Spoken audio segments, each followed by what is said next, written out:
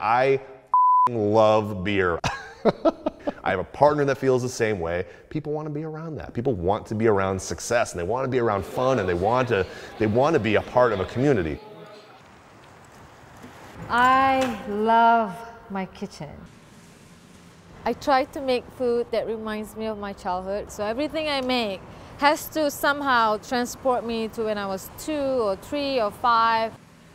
I'm Stephen Roginson. I am the founder and head brewer of the soon-to-be Batch Brewing Company, Detroit's first nano brewery in the Corktown neighborhood of Detroit.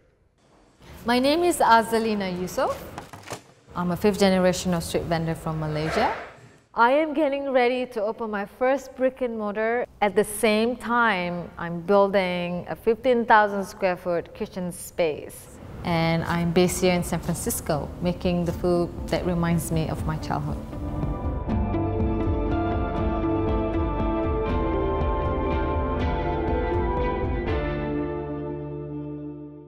I started brewing when I was 19.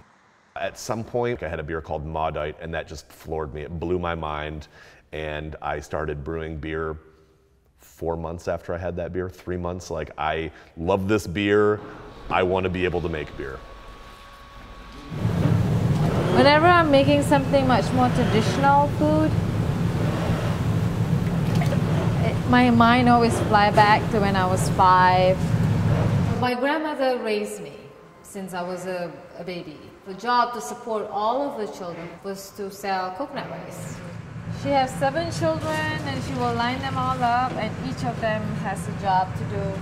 And then by 7:30, she'll have a basket full of them that she takes to the market.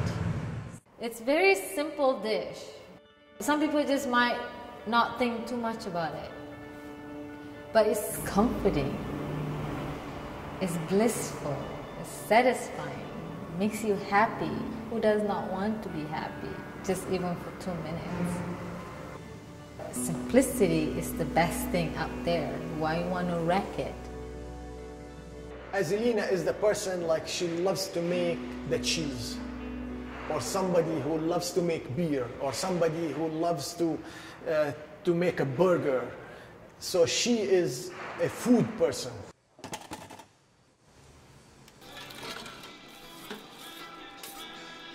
We're very passionate about this project. We want to make beer, and more than that, the lifestyle that comes along with this, waking up, brewing beer, creating an environment where people want to hang out, being a part of the beer culture in Michigan is, it would be an honor. It's such a tight-knit neighborhood and community of brewers that put on some of the best beer events that I've ever been to. The beer culture in this state is really second to none. Is anybody in my life worried about me pulling this off? Absolutely. My girlfriend, my mom and dad, my brother, certainly my business partner. But you have to. You have to have plan C and plan D, sitting on a back burner in case you need to go to it. Which is why when I talk to somebody about opening a business, the first thing I talk about is numbers, because that is the hardest piece. Today is Thursday. This morning at 7 a.m., we made 1,000 servings of coconut rice. That's a lot of rice. Because when you're cooking for 2 people versus cooking for 1,000 people, it's just night and day. Does green onion sting your eyes? I'm gonna whip with green onions. Oh.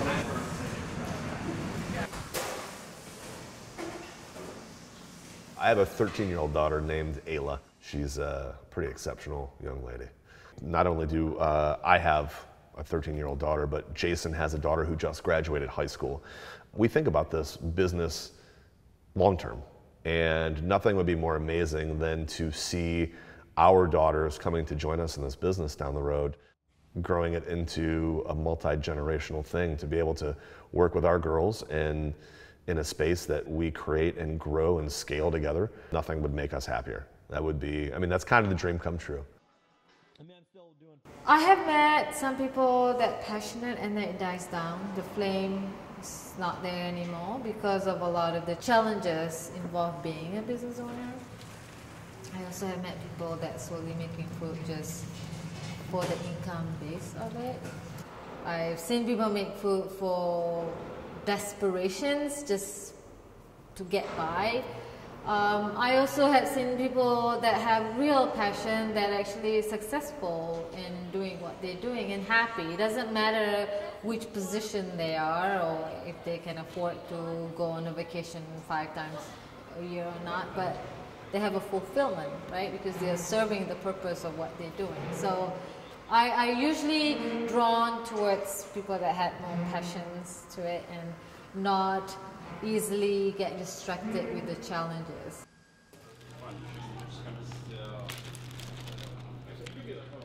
When people say I inspire them, I always tell them back, but this is the beginning of my journey, you know. This is the beginning. This is just the beginning. First thing I do is ask them if they're ready and willing to work 80 to 90 hours a week. And if the answer is no, I say you probably shouldn't open a small business. Because in my experience, and I mean it's only my experience, but that's what it takes.